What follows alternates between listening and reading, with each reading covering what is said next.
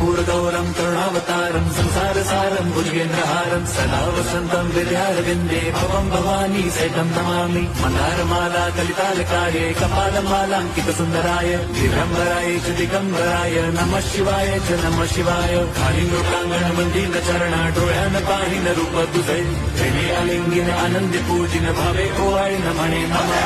त्वमेव माता पिता त्वमेव बन्धुश्च सखा त्वमेव विद्याधरणं त्वमेव सर्वं मम देवदेव। कायेन वाचा मनसेन्द्रियैर्वा बुद्ध्यात्मना वा प्रकृति स्वभावात् करोमि यद्यत् सकलं परस्मै नारायणायेति समर्पयामि। अच्युतं केशवं राम नारायणं कृष्णदामोदरं वासुदेवं हरिं श्रीधरं माधवं गोपिका वल्लभं जानकीनायकं रामचन्द्रं भजे।